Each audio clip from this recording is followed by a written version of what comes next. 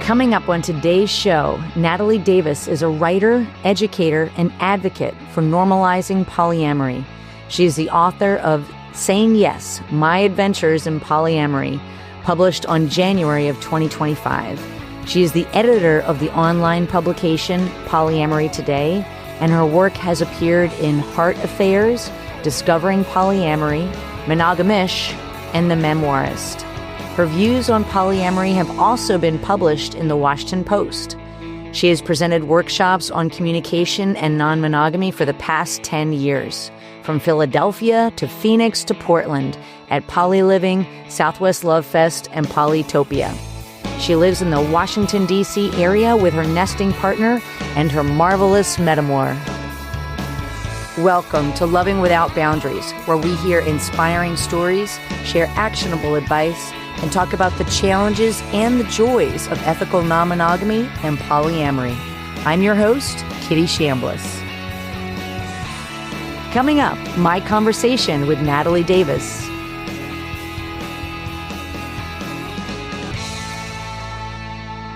Welcome back to Loving Without Boundaries, where I am just delighted to be here with Natalie Davis, who is the author of Saying Yes, My Adventures in Polyamory. And I got to have the opportunity to meet in person. I feel like it was maybe a couple months ago or so, something like that, here in the Northern Virginia area. So Natalie, welcome to the show.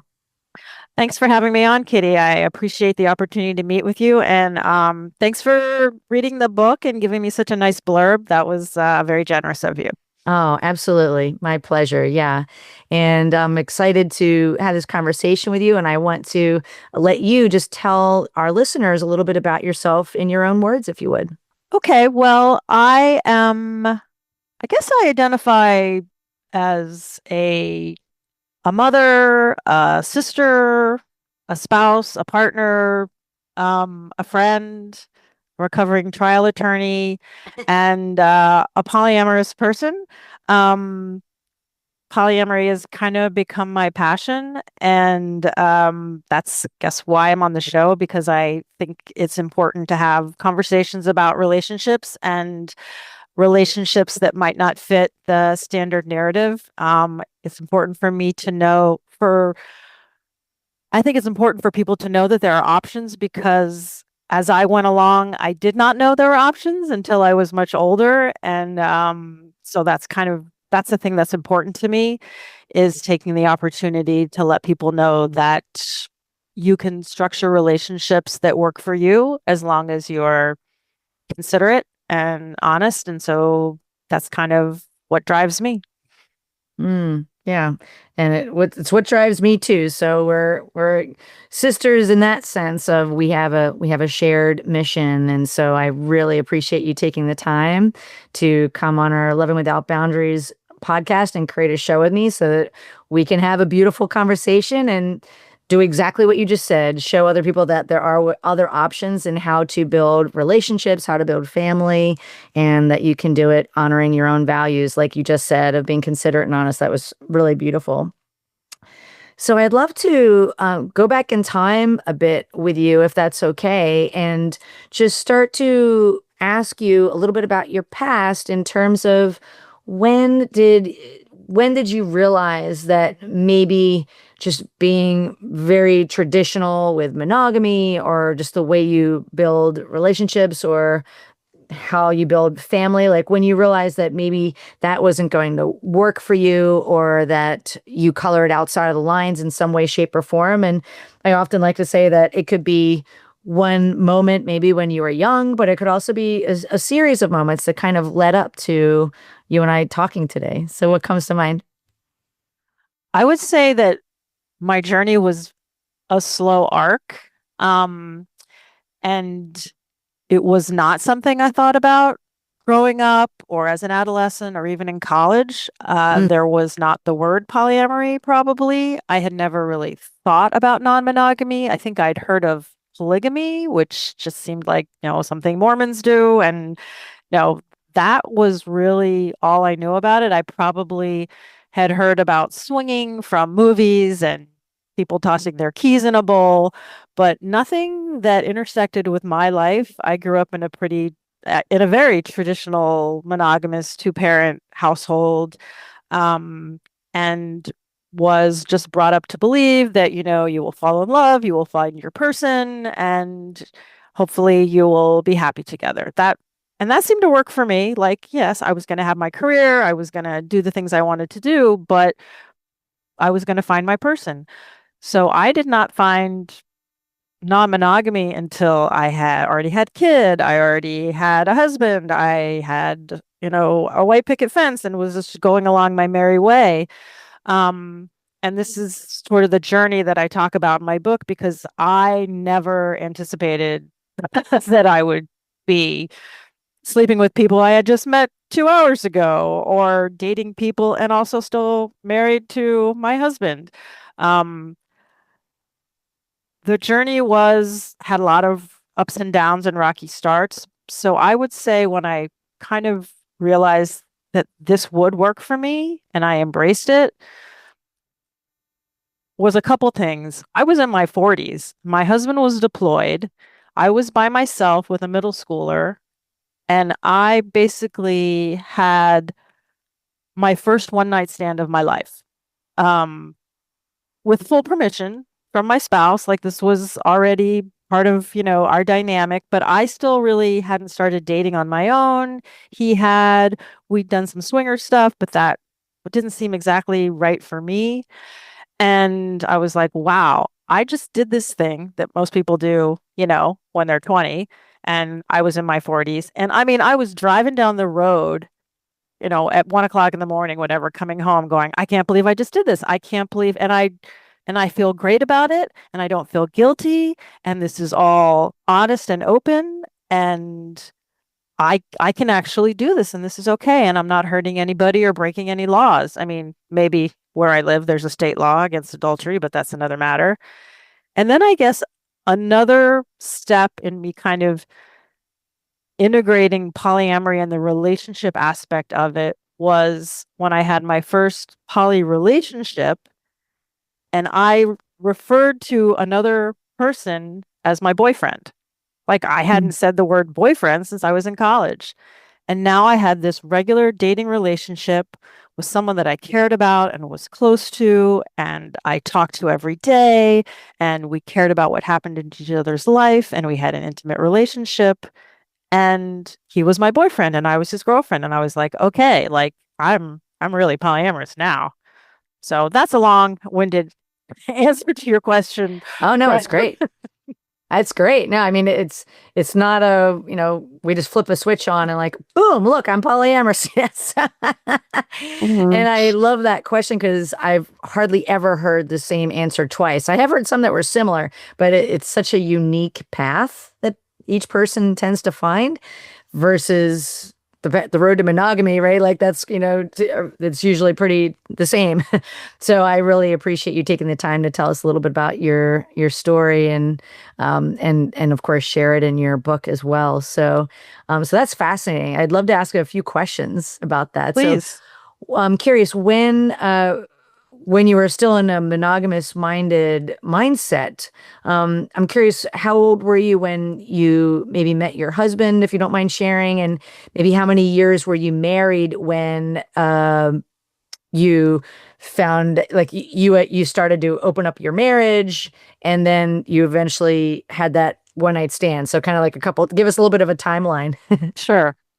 Well, I was still in college. I guess I was almost 19 when I met my husband. So I was very inexperienced, had not really dated much, was not expected. Sometimes you just fall in love when you're not expecting it. So we were together for many years before we got married because finished college, finished law school, then we got married. And then we waited several years before we had kids. So we were already far down that monogamous path. And I probably, yeah, around the time we had kids or right before we started talking about this. Um, and that was sort of a slow roll because then we wanted to start a family. So we just sort of like scratched the surface a little bit. Is this something that we might like to do? And we're like, Mhm. we can talk about it, but now it's not the right time to having sex with other people if we're trying to have have a family.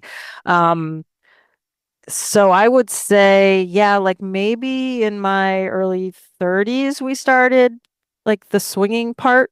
Um, Mm-hmm. and then Mm-hmm. it took several more years to get to the polyamorous phase.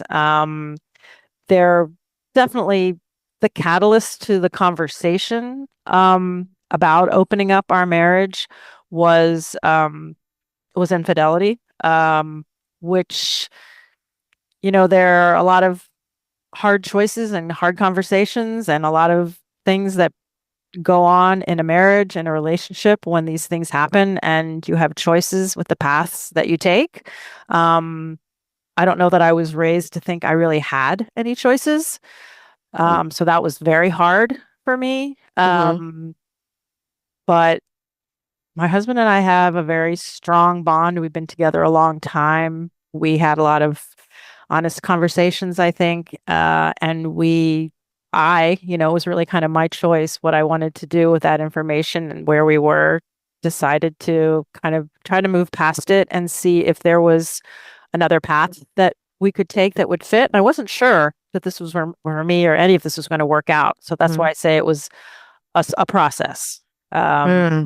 Quite a process Mm-hmm. and a lot of feeling very alone at the time. I Mm-hmm. don't know that there were really many books written. There were a few that my husband mentioned to me, and I'm not really great at taking advice sometimes and reading a lot. Like I read a little bit of them, but the thing about non-monogamous relationships is that you structure them yourself and you decide what you need, what you want, what you can live with, what your boundaries are, what are deal breakers. Like we had a lot of conversations and built it and tried it, and some things worked and some things didn't. And I think that's sort of the magic of this.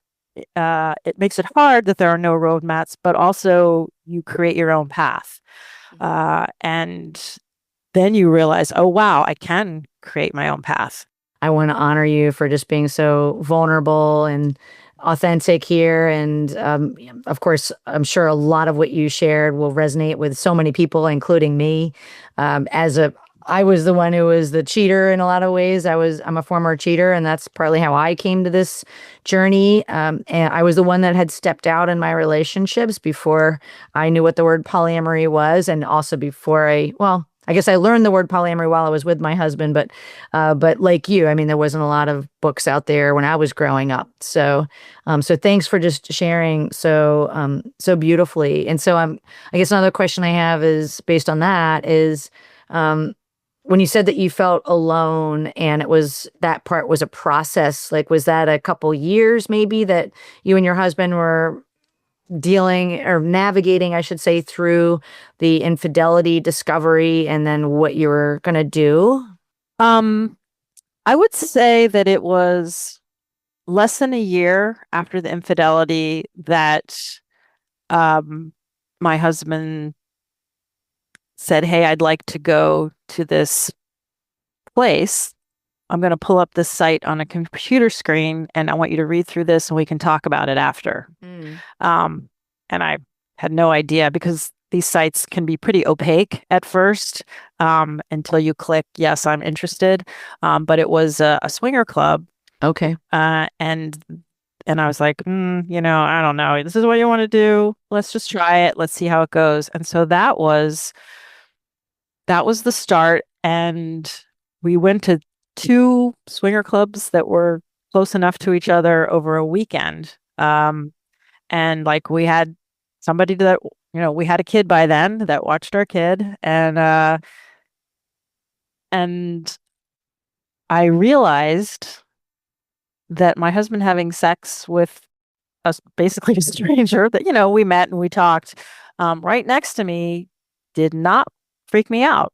Like, I didn't know what to expect. I'd never done that before, but I realized that, I'm not territorial about sex like that. Like, to me, that is, I have to admit, I'm not a huge romantic, so maybe that's part of it. I don't believe that sex and love are always intertwined. Like, I think there's different kinds of love and intimacies depending on different physicalities and emotions. But the fact that a physical act of sex is happening does not mean my husband doesn't love me or doesn't find me attractive or that kind of thing. So I think also starting out with swinging and being in the same room and physically seeing how this affects me. I think sometimes when you date separately, there's all this unknown, and unknown makes us scared. And that's why I think it's important that metamours meet each other, so we can see each other as real people. And so starting out that way, and I see what this, there's no mystery here. Like, I'm seeing, as much as I want to see, and he's seeing as much as he wants to see. And then after our first time, popping our swinger cherries, we're all four of us, two couples talking together afterwards. We're regular people. We have kids. We go to PTA meetings. It's like almost mundane, like you're just at a barbecue, except, yeah, we just had sex, but it wasn't as weird as I would have thought. So I'm like, okay, this is not the biggest thing in the world. And then also, afterwards, us driving back afterwards, talking about in the car, okay, what did you think of this? How did you make you feel? And connecting with him and being honest with him, or just being able to talk to each other about it. That all made it seem adult and considered and intentional, and that we were part of this together. And that was, I thought, okay, well, this is something clearly he has thought about and needs in his life, or wants in his life, another person, because he was willing to risk our family for it. So, wow, this has got to be important to him. So let's think about this. Let's talk about this. And I'd rather be part of this, at least see if I can be part of this self that he's exploring, and see if this is a part of myself I want to explore, and doing this as a couple instead of separately and dishonestly. And that helped heal a lot of, distrust and hurt that had happened, obviously. So that was how it started. Yeah. And then I guess you asked about the timeline of it. Because of all the things we were going on in our life, and when you're in your 30s and you're in your career and you're building your family, there's just a lot going on. So we didn't like this. We did swinging, but not a lot of it. It wasn't like a huge part of our lives. And my husband was the one that really took the lead on the dating sites and showing me, are you interested in this couple or that one? And but we didn't do a whole lot of that. And when we pivoted to polyamory and I was like in my 40s by then, that's when I found my fit. Okay. That was, so it took a while. And there were like many months that we did nothing with anybody else. And there were ups and downs in our marriage for other reasons, other stressors, like health issues, life issues, family issues, etc., just as you live your life. And then I guess, as our kid got older and we were more stable in other areas, and he proposed dating separately. And I was like, what? Okay, I've got so much going on now. I don't think I have time for this. And then when he was deployed, especially, he's like, I really don't want you to feel like you're alone. And certainly you have the freedom because we have this arrangement. And he was really kind of pushing me. But I took my time, and that's when I started exploring on my own and started dating on my own. And I started dating, like, he'd been gone for a few months, and I was like, it'd be nice to, have somebody to hang out with or have some intimacy. And I had a very good friend who we were also swingers with several years ago, but he had just become a very close friend of mine. And so it kind of started, that was sort of my first separate experience. And it was with somebody that I knew and cared about and was comfortable with. So that was a nice way to start. And then there were a couple more people while he was away. And then when he came back, he started dating somebody pretty seriously. So, okay, now he's in a relationship. So this is polyamory. This is someone he sees regularly. This is someone who comes over to the house that has become integrated into our household and our family to a certain extent. And then I started dating, and then I started having, had a partner who I basically saw every Saturday. My husband was with his girlfriend every Saturday, typically. And so this was like a regular relationship. And so that's when I would say I was like fully poly at that point. And I had a regular relationship, but I was also still exploring since the poly part of it was new to me.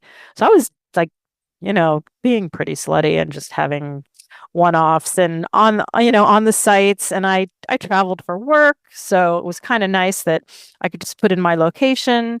And even if I just had dinner with somebody, because for my work, I typically traveled by myself. So I had a hotel room. I would eat dinner by myself. And then the next day I would do my work. And then I'd stay a day or two and fly home. So even if it was just somebody to have dinner with, that was great. And if it turned into something more, I got a hotel room. That was nice too. So, I mean, my husband would tease me about having like a sailor in every port. I mean, it wasn't like that, but it was so just like liberating, just like nothing I thought I would ever in my life do is just to make connection. And I met like just people I would never meet in my, regular soccer mom, lawyer life, right? And whether they introduced me to a cool restaurant or took me to a beach at midnight when the moon was full, or I don't know, just spent time with someone else and heard a different point of view. That was Yeah. all just revelatory that my life could be richer. Yeah. That's amazing. So much goodness in what you shared there. And thank you for the nuances, the description, and taking us on a journey and a little view into your life and how that all unfolded. Really, really beautiful. So, as you were on this journey of stepping into first swinging and then eventually polyamory, and it's, you've shared a lot about the excitement and the joy and some of the sorrows as well. What would you say were some of the biggest challenges that you experienced, and how maybe did you overcome those as you were navigating all that? Well, because I was with my husband at a young age, I had not really experienced breakups. Um, I mean, the breakups that I'd had as a teenager or early in college were not like super dramatic, or at least I'm not that kind of person that, oh my gosh, my life is over. But when I broke up from my first poly relationship, I was the way it happened and the way, sometimes people can be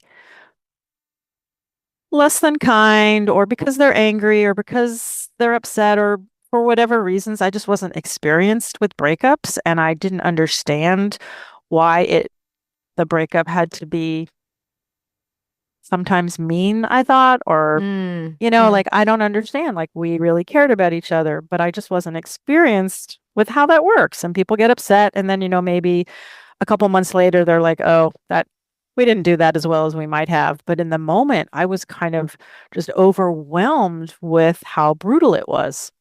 So, and then I had other breakups after that, and they were better, and I grew from it, so it was fine. But that was a challenge for me. Hmm. Um, Another challenge that I have is I almost exclusively seem to date men who are significantly younger than me. And the challenge is not that they're immature, or like that's not it. I mean, I date people who I feel are my equals. We don't do age play. It just I seem to connect with younger guys. But because younger men are at a different point in their lives and their careers and their relationships, family building, all of that. So navigating the fact that I am in a different place in my life than the people that I date. Um, they might have less time because they are like head down in their career, or they can't be open about who they are to their family because they're not in a point where they feel secure about that. So I am not included in those kinds of events, or so I can't feel quite as close to them and share. Like, I know the names of their nieces and nephews and brothers and sisters because I hear about it, but I'm not allowed to meet them. So that's Mm-hmm. hard. I mean, that's not true of all of the relationships that I've had. I have a partner who I'm Facebook friends with his mom, and she, when I was traveling with my nieces, gave us a tour of the city where she lives. So that's the kind of thing that makes my heart sing, and I love that is part of my life. But I just have to recognize that when you date someone who's in a different phase of their life, that you have to navigate that, be patient with it, remember when you went through that too, and remember that you are not their parent. Um, you might have experienced things and you might be able to offer some helpful information, but that's not my relationship. We are partners.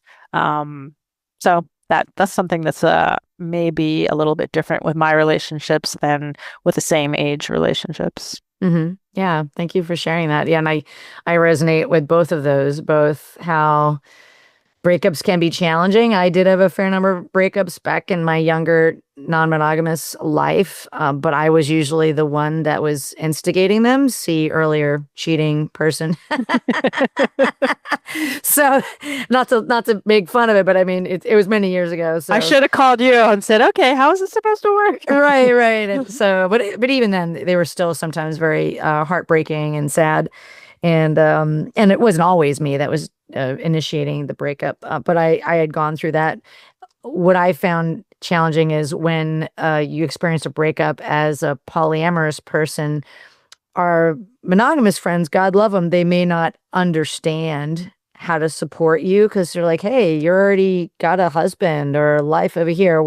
I don't understand. And so I think it's powerful to be able to have empathy for each other and find community, and also find Kathy Labriola's book I've read 2 or 3 times now about poly breakup. She's amazing.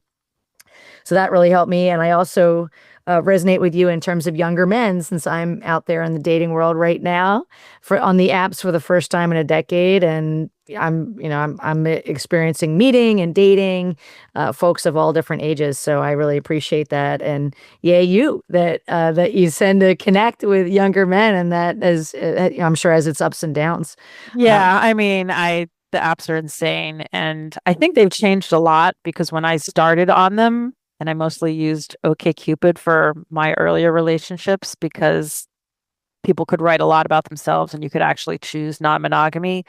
Now I'm finding that non-monogamy is just a default when people just want to date around. It's not really what I consider polyamory, and unfortunately, it's a lot of fuck boys out there, and I'm sure fuck girls too. But when I say that as somebody, like, I've had in the last month lunch dates, first dates, set them up as lunch, and then, and it's fine. It's like I'm not ready to fall in love or fall into bed immediately, but uh, I mean, these guys want to like have sex in my car basically at 2 o'clock in the afternoon. And when I'm like, let's maybe have another date. And Right. then I get unmatched. And I'm like, well, that was probably for Oh. the best, but really? Like, Mhm. we're going to have lunch and I'm not Right. saying I wouldn't do that if it was an intense connection and I felt really like, wow, we're on the same page, but that wasn't exactly happening. Mm. So it's just, I'm a little jaded by Mhm. that. And it could be the choices I'm making when I'm matching with people. So I'm reevaluating what I'm looking for and what kind of person, you know, that I can actually have a meaningful conversation and connection Mm. and that instead of getting my head turned by the photos, which I admit I'm guilty of that. I hear you. I hear you. And I think this can be helpful for not only myself, who's newly on the dating scene, but for our listeners. So, and I'll share with you and our listeners. So, for me, I joke around that I'm a pioneer of online dating. I started in 1996. And I eventually met my husband on Match.com. Then my first polyamorous partner on Adult Friend Finder, which is an older one. I don't know if it's even still around. And then my most recent partnership of almost a decade on OkCupid. And at the moment, I'm on Hinge, partly because I couldn't get the Field app to work. Hey, Field, fix your app. But I'd love to hear from you. Like, I hear you that you started on OkCupid where you could more write like a full profile back when they were starting to let non-monogamy be on there. But I'm curious, what are some of the other apps that you have tried, and any quick thoughts about those? And then I'd love to switch over to talking about your book.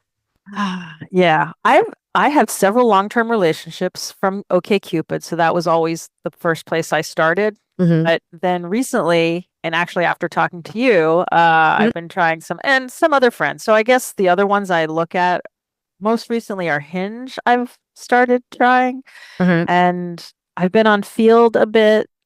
I can't quite get the grasp of people that are 1,000 miles from me, but also on the site. So I have a hard time figuring out if they're actually in town because I'm not looking for someone who's just here for the weekend. I mean, not saying I haven't done that back when I was exploring, but that's typically not the connection that I'm looking for. If I met someone in the wild and we hit it off, yes. So I guess Field and Hinge. I mean, I have profiles on Bumble, I think. Yeah, but I don't know. Hmm. I was just curious, yeah, in Yeah. case it helps anybody out there. Okay. Yeah, if anyone has an advice for ones that they think are great. I do know people that have had success on Field that are poly, so Hmm. that might be one. Yeah. Yeah, and we can also meet for another dinner and happy hour, and unpack together privately how we're doing. Yeah, we might I have had to a, I have, had a ton of fun when we met up a few months ago. That was really great. yeah, this time maybe more drinks. That would Yeah, help. yeah, that sounds I'll good. tell you everything. Um, That's awesome. Yeah, well, thanks for sharing that. And actually, before we start talking about your book, just a little bit about where are you at now? I mean, obviously you're on the dating apps, you're from what you shared, but maybe a little bit about your current reality, like your kind of living arrangement, and a little bit about how that works, and then and then we'll move into what inspired you to write your book. sure. Well, I am living a life again. I never thought I would be doing even 10 years ago. But I live with my partner and my partner's partner, my metamour. We have been living in a resident V. So we are connected through my spouse, but my metamour and I do not have like an intimate relationship. He is the hinge. And we have been living this way for almost 4 years, and it is wonderful. I, again, never would have anticipated this. And Hmm. how this happened, that, accepting another person living in my house was also an arc. Like we've had platonic housemates over the years, and that grew to having partners. Like over COVID, there was a partner that stayed with us on and off. Hmm. And then coming into this reality where we have my husband's partner move in with us. So that's my current reality. And like I say, it was very intentional and considered, and we took it slow. And we had a lot of talking about it. And that's so important. Like she was Hmm. basically had her own lease still for like 5 or 6 months when she was really living here 90% of the time. And I was the one that said, "Hey guys, this seems silly for her to pay rent somewhere else when she could be here. I just want you to know I'm not a barrier. I think this is working out nice. You guys, it's your relationship, so you have to decide if this is what you want. But I just want you to know I'm on board. I think we've been taking it slow. We've been talking, and we all seem to fit together nicely, cohabitating. So that's Hmm. my living situation. I consider this to be my resident family. For the first time I do like a holiday newsletter with photos every year. And so this last January, I said to my metamour, would you like the letter to be from the three of us. Historically, it Hmm. had been from me, my husband, and my son. My son is Hmm. adult. He's moved out. And she was very touched. And she said, yes. I mean, I've been posting pictures of all of us for the last several years Hmm. traveling. Who is this person? So Hmm. now, like, we each get our little paragraph in the letter, we Oh, have that's our so cool. photos, and now it's Yeah. from her. Um, so that, and I, so that's my living situation. And I also date and I also have partners. So I guess that answers that question. Yeah, yeah, thank you. That's amazing. And thank you for sharing that. When I'm at conferences or giving a talk, I was in that very similar situation, except I was the hinge with my husband and then my other partner, and they weren't intimate. So similar to you, in the household, and and he lived with us, my other partner, for almost, I think, over 8 years, and so what was interesting was, to me, that was normal. It was just my life. I was living it almost for a decade. And when I would go to conferences, the thing that blew people's minds the most was just me talking about my living situation. So I love that you were able to share it here so that you can blow other people's minds when they hear about your living situation, to help normalize that. So I really appreciate you sharing that. And similar to you, I want to say it was about maybe 6 or 7 years ago, we just sent a holiday postcard with pictures from the three of us instead of like a whole newsletter. But that was, it was scary, to first do Mm-hmm. that. And so I really am excited for you and your partner and your metamour that you've gotten to that place. That's a milestone. So I think that's really awesome. Yeah, and you're right about normalizing it because after I sent that newsletter card and I sent it to like people of my mother's generation, I got a couple emails saying, who is this person that you guys are traveling with? And what is a metamour? And if somebody asked me, whether they were in their 80s or their 60s or their 20s, I just laid it out and said it. And most people were like, wow, you lead an interesting life, or I didn't know, or that sounds like there's a lot of love there. Uh, I don't, there may be a lot of other people that think something else. I don't know, but I have to say that nobody's been rude to me. I haven't been excluded. I mean, I don't come from a super conservative or morally judgmental background. So that probably has a lot to do with it. Other people have different issues with their family and their friends. I did have to keep this quiet for many, many years because of the work that I did and the work that my husband did, and we had a small child, so it was very restricted. It's liberating now to be able to move the ball forward and help to normalize it by being more open in public because I'm well aware that not everyone can do that. And I appreciate that and I understand it. So I feel strongly that people who can should. What a beautiful conversation. I'm really enjoying this. And I know a lot of our listeners are going to either relate or be fascinated. And so again, just thank you. So I'd love to understand, and for our listeners, when was the germ of the idea, or the, if you want to call it, a light bulb moment for when you realized I should write a book, and how that came about. So it was back when I think, oh God, it was probably almost 10 years ago.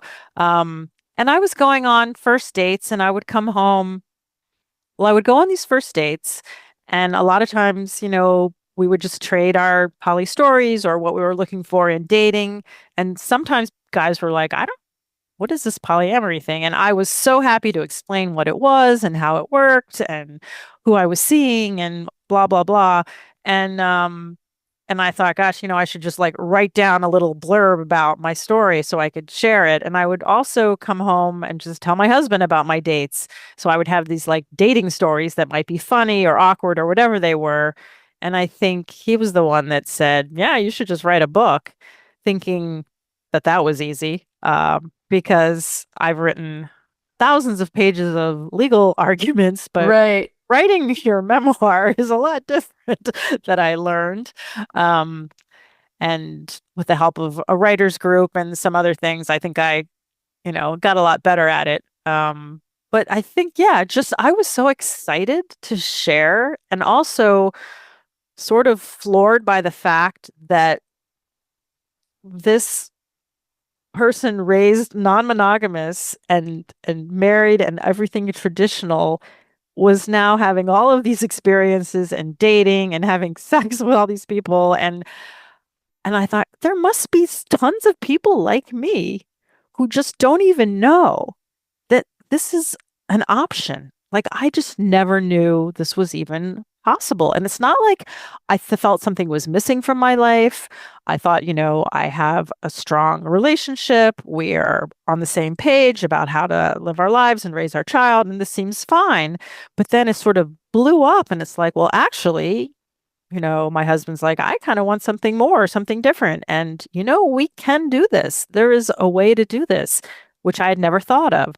So I thought, I'm not trying to necessarily convert anybody, but it would have been nice to know that this was possible, that like regular people, not someone that, was necessarily raised in a hippie commune or just like just a regular person, can question whether this is right for them. And, it can be right for one relationship. Like monogamy can totally work fine, and it can work fine for a period in a relationship. And then you think, okay, well, maybe we want to open it up.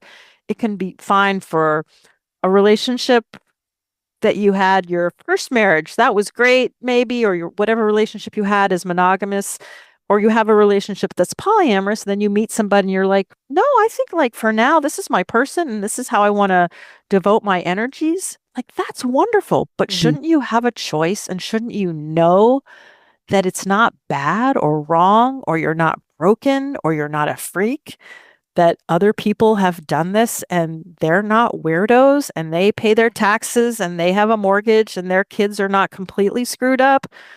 I mean, I haven't, hopefully.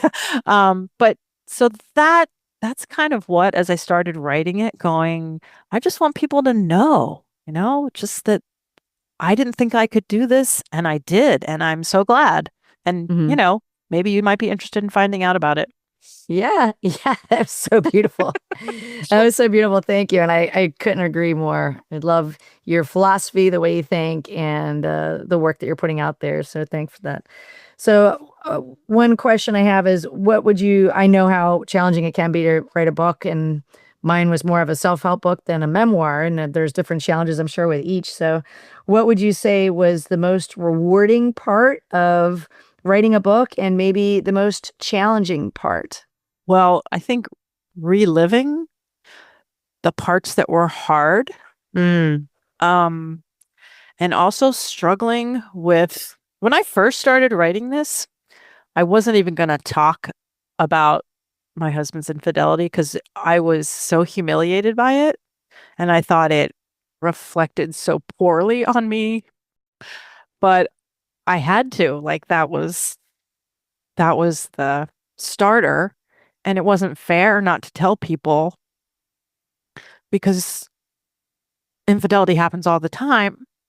And half of marriages half of marriages end. So this is a reality. So pretending that people don't cheat, people don't want to, that relationships are not perfect, that marriages are not what's just displayed on social media and happy holiday cards, that there is work and there are decisions to be made and people grow and change and make mistakes. So that part was hard. Thank you for sharing so vulnerably. And coming to terms with the choice I made that people will not necessarily agree with. So I go into that with my inner feminist shouting me down and telling me what a loser and a sellout I am. And I think especially like Gen X women, and there's a lot being written about that now, how we were told we could have it all. And if we don't have it all, we are somehow a failure. So I think I grew with that, because a failure is hard, but it helps you grow. So that was tough. It was fun to write the fun parts, about funny things that happened to me along the way, about people I met. All of that was great. I mean, the book was a lot longer before I edited it down. I had a whole chapter about like my three best friends and how they helped me through this. And one was monogamous, one was polyamorous, one was sometimes one or the other. And like, because your girl gang is just so important. Hmm. And they're in there, they're in my hearts, and they're in the acknowledgments, but they're just not a whole chapter, but they know who they are. And realizing all the connections that I made because of polyamory, even just friends I made, or a metamour after I broke up with somebody. And even like one of my husband's first long-term girlfriends is still in our lives. She lives across the country. She's married with a kid, but I love her. And I never would have known her or been part of her life except for polyamory.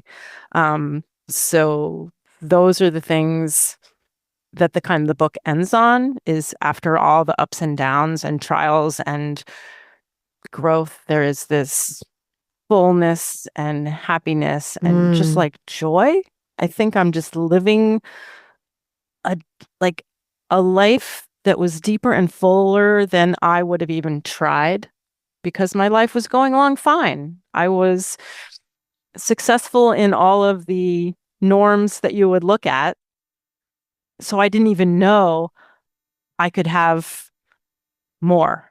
I didn't even realize until I Wow. tried it. It's like kind of you just got to do it to see, and maybe it's not for you, but you just won't know. Like, how will you know the exhilaration of, I don't know, people who take up running or some sport, and they didn't even know they were missing that until they did it, and they're like, oh my God, how did I even live without this? I didn't even know about this runner's high or whatever it might be, Yeah. until they did it. Wow. So beautiful. Thank you for just your vulnerability, your courage, your authenticity, and just the heart you are bringing to this conversation. It's palpable, and I really appreciate it. So, before we start to close up our conversation, is there anything you've already said so many beautiful things, so it's okay if you don't have anything else, but is there any either message you'd like to leave or any final thing before we start to close up our convo? I would just say that this is not relationshiping 101. Um, so if you do try this, we're not taught in school about how to relationship. We're not taught how to communicate nonviolently. Our sex ed classes are about how to put a condom on a banana. I mean, I don't think they had that when I was growing up. It was just more literal diagrams. Right. Hmm. So know that it's okay if you don't know what you're doing. It's okay to take it slow. It's okay to stop and start, just to be intentional, to think about what you want, what you need, to set the boundaries that you need.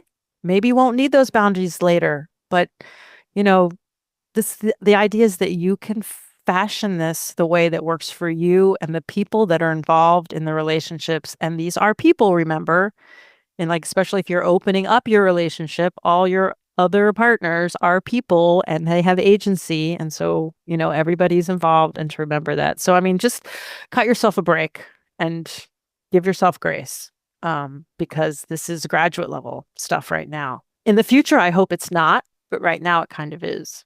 Oh, I love that. I love that graduate level stuff. Yeah, I love that. Well, thank you so much, Natalie, for your time, your attention, your heart that you brought to this. I really appreciate the conversation. Where can folks find you and your work?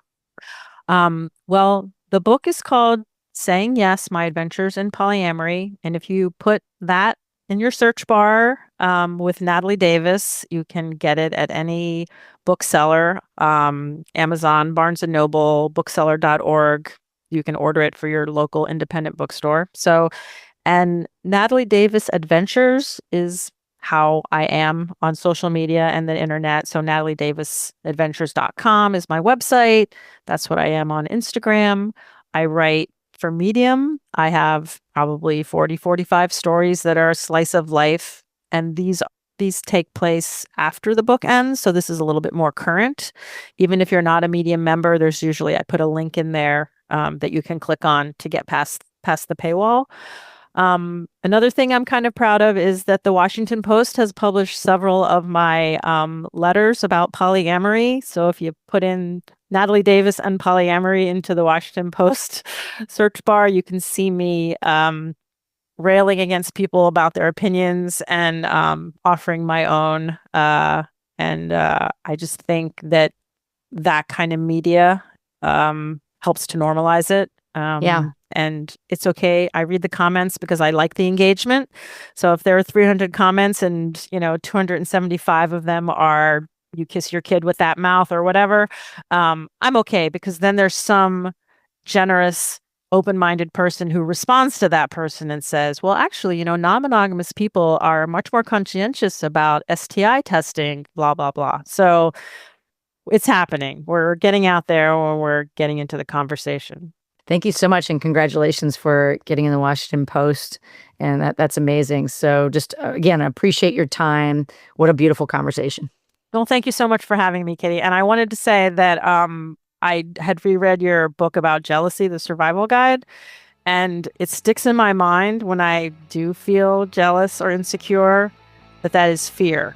It's a very easy thing to remember that is rooted in some kind of fear. So if you can get underneath that can help people a lot, I think. So thanks for that. Yeah, absolutely. My pleasure. Thanks for tuning in to today's show.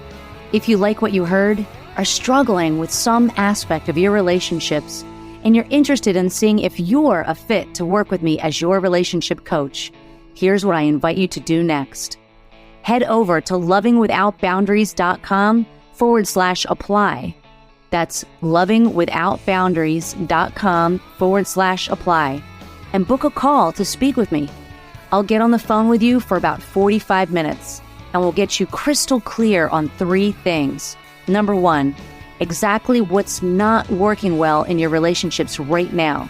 Number 2, ideally where you'd like to be and what might be getting in the way. And number 3, the exact strategy to get you there, helping to close that gap. Remember, creating healthy, open relationships does not typically happen by itself. Many often need expert guidance to make it happen. We've helped clients all over the world to feel safe, happy, and secure in open relationships while not losing their mind or their cherished partners. To see if we can help you do the same, head over to lovingwithoutboundaries.com/apply. I'm Kitty Chambliss, and let's talk soon.